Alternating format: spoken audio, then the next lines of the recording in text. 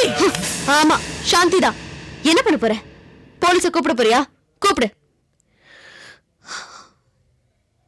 என் அத்தையும் என் புருஷனையும் வெளியே அனுப்பிச்சிட்டா இது ஓன் வீடு ஆயிடுமா? எங்க பெருந்தன்மையால நீ இவ்ளோ தூரம் இருக்க. இனிமே நான் விட மாட்டேன். நீ இந்த வீட்டுக்குள்ள வந்துட்ட, திரும்பி போக முடியாது. அத பத்தி கவலையே இல்லை. உன்னை கொன்னுட்டு நேர போலீஸ்க்கு போயிடுவேன். உன்னை கொன்னா பாவமே கிடையாது. நான் ஏன் இந்த வீட்டை விட்டு போனேன்?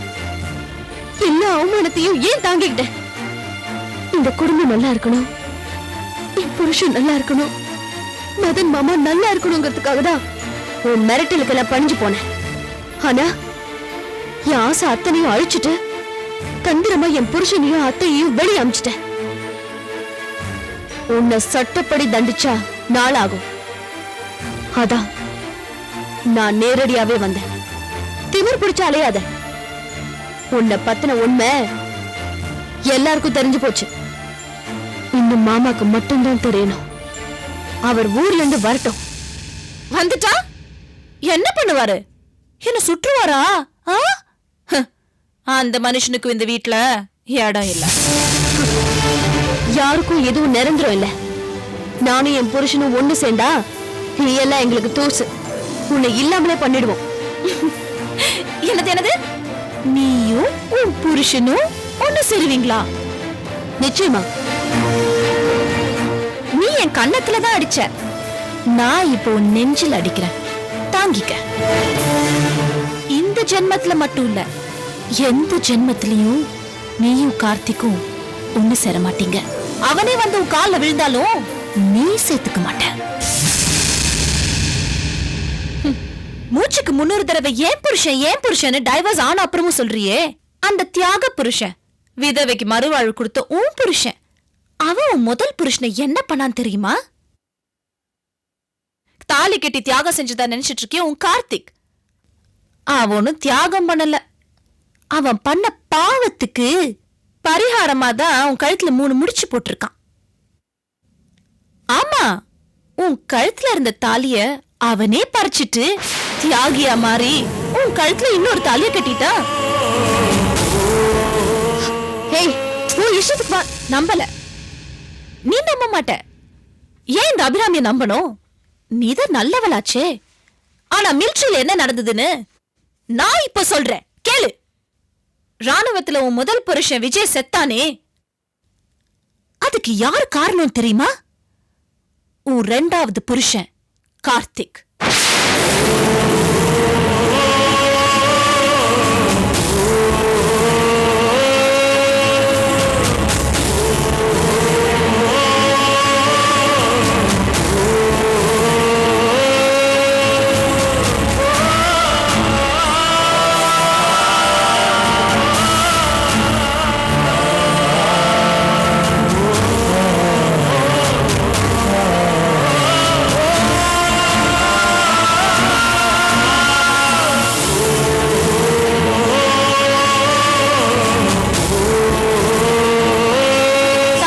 சாவுக்கு நாமளே காரணமாயிட்டோம் என்ற குற்ற உணர்ச்சியில தான் அவன் கிராமத்துக்கு வந்து நல்லவன் மாதிரி நடிச்சு உன் கழுத்துல தாலி கட்டினான்.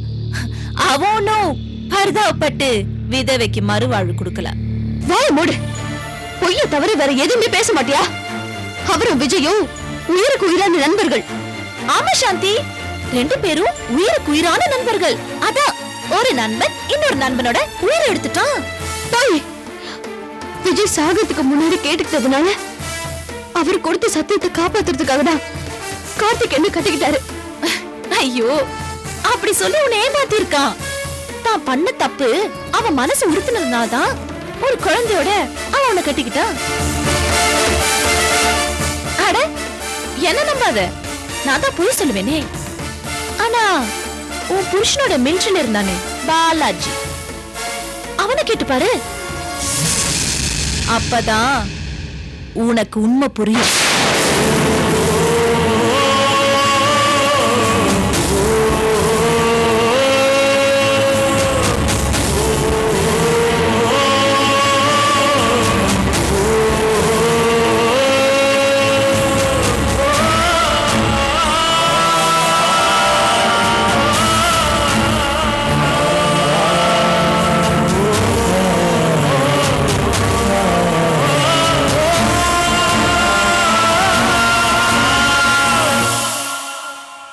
சாந்தி, என்னம்மா சொல்ற? அந்த பாவி அபிராமி இன்னொரு குண்டு தூக்கி கார்த்திக் மேல போட்டிருக்கா. நான் நம்பல. அவளை நான் என்னைக்குமே நம்ப மாட்டேன். ஆனா உனக்கு என் பேச்சுல நம்பிக்கை இல்லைன்னா பாலாஜி கிட்ட கேளு. அவனும் மிலிட்டரியில உன் புருஷன் கூட இருந்தவன் தானே. அவனுக்கு மனசாட்சின்னு ஒண்ணு இருந்தா நடந்த உண்மை எல்லாத்தையும் சொல்லுவான்னா. சாந்தி, நீ சொல்றது ஒன்னும் எனக்கு புரியலமா. விஜயோட சாவுக்கு காரணமே கார்த்திக் தான் சொல்றா. அந்த பாவத்துக்கு பரிகாரமா தான் கார்த்திக் என் கழுத்துல தாலி கட்டினதா சொல்றா. இதெல்லாம் உண்மை இல்லைன்னு சொல்லுங்க. தயவு செஞ்சு சொல்லுங்க. இதுல என் வாழ்க்கையை அடங்கி இருக்கு. இப்பவும் சொல்றேன், அபிராமி சொன்ன வார்த்தையை நான் நம்பல. ஆனா நடந்த உண்மையை நீங்க சொல்லிதான் ஆகணும். எல்லாம் ஒண்ணு கூடி வர நேரத்துல எதுவும் மறக்காதீங்க. ப்ளீஸ் சொல்லுங்க. அண்ணா, உங்க மௌனம் எனக்கு பயமா இருக்கு. நீங்க பேசாம இருக்காதீங்க, பேசுங்க. என் மனசுல 1000 கேள்வி குறைஞ்சிட்டு இருக்கு. நீங்க இப்ப சொல்ல போறதுலதான் என் வாழ்க்கையில முக்கியமான திருப்பத்தை உண்டாக்க போகுது. பொய் சொல்லாம சொல்லுங்க.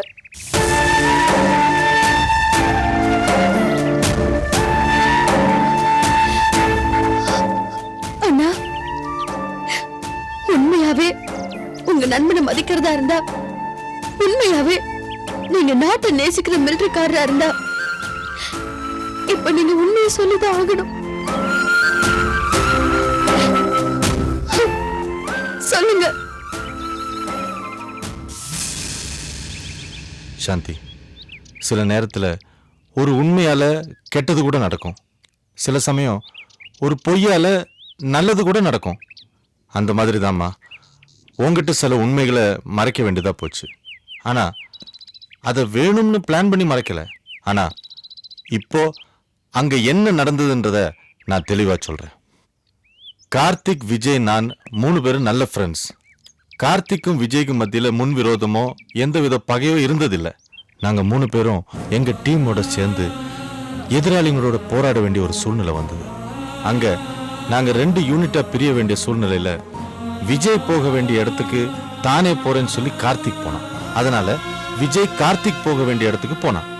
விஜய் போன பாதையில எதிர்பாராத விதத்துல விபத்து ஏற்பட்டுருச்சு. இது தற்செயலா நடந்த விஷயம். It was an unfortunate incident, that's all. ஆனா கார்த்திக் விஜயோட மரணத்துக்கு தான் காரணம்னு வருத்தப்பட்டான். இன்ஃபேக்ட் ரொம்ப ரொம்ப வேதனைப்பட்டான்.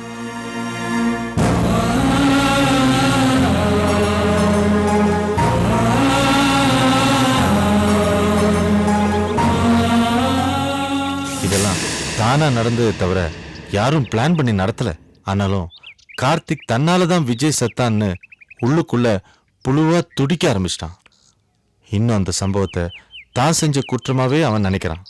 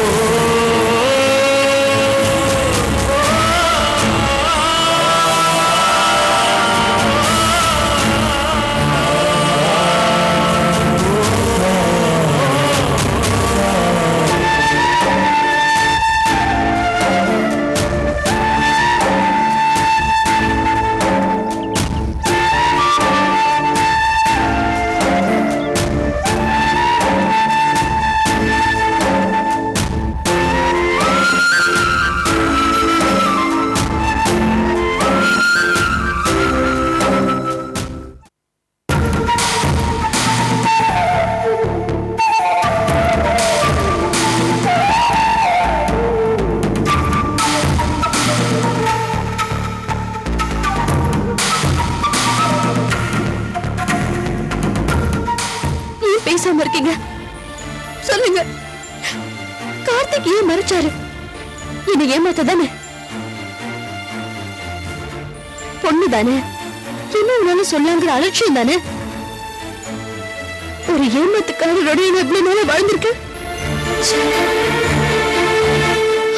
எங்க கிராமத்துக்கு விஜயோட உயிரற்ற உடலை தூக்கிட்டு வந்த நாள் இன்னும் என் மனசுல இருக்கு.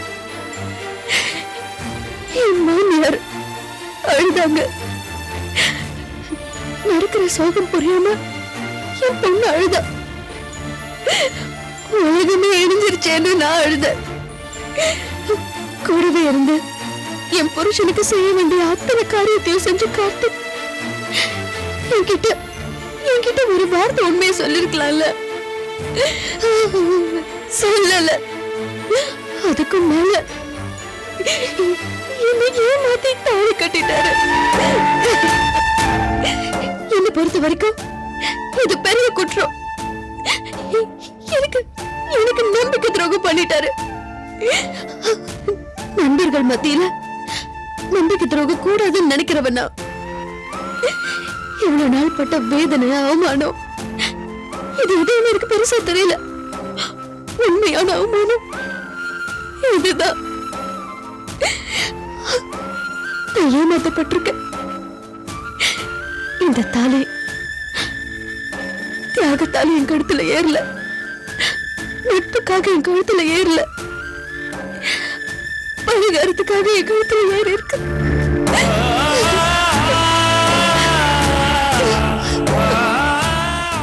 அது தெரியாம இது வரைக்கும் நான் வாழ்ந்துட்டு இருந்திருக்கேன். என்ன மனைவியால் இது தாங்கிக்க முடியும்?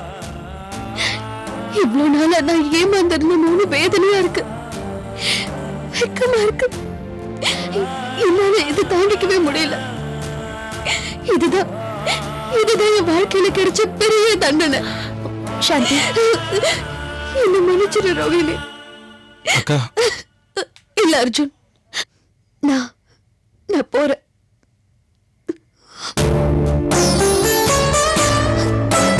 சாந்தி, அம்மா, என்ன உங்க மகளா நினைச்சு இவ்வளவு நாள் என் கூட வாழ்ந்ததுக்கு ரொம்ப நன்றிம்மா.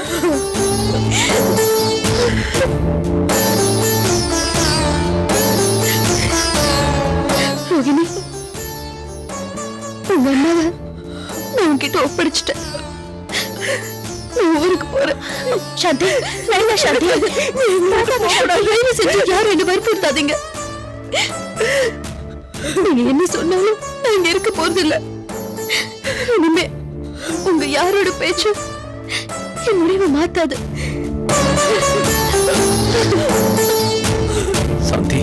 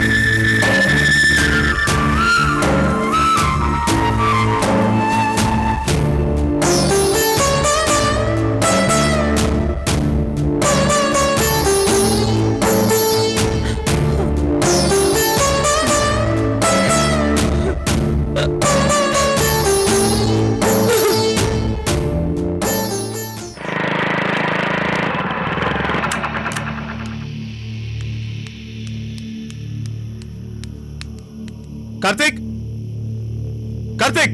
அர்ஜுன், ஏன்பா இவ்வளவு பதட்டமா வர? பதட்டப்படாம வேற என்னத்த படம் சொல்றீங்க? கார்த்திக் எங்கத்த? என்னடா, என்னாச்சு? என்ன ஆச்சா? எல்லாமே போச்சு. என்னடா சொல்ற அர்ஜுன்? அப்பா, எந்த உண்மை சாந்திகாக்கு தெரியக்கூடாதோ அந்த உண்மை உங்களுக்கு தெரிஞ்சு போச்சு.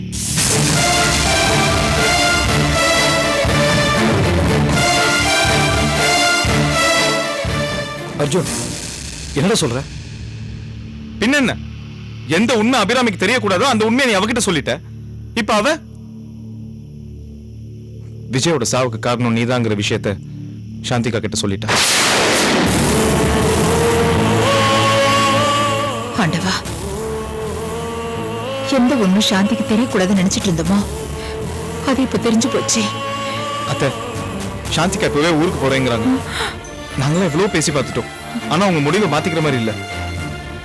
இப்படியே விட்டா அவங்க கண்டிப்பா ஊர் விட்டு போயிடுவாங்க அத்தை. இல்ல இல்ல அர்ஜுன், நான் போறேன்டா. நான் போய் அவளை நிறுத்துறேன். நான் அவகிட்ட மன்னிப்பு கேட்கிறேன். இந்த சூழ்நிலையில அவளும் இந்து என்னை விட்டு பிரியக்கூடாதுடா. நான் போறேன். வா பாலா.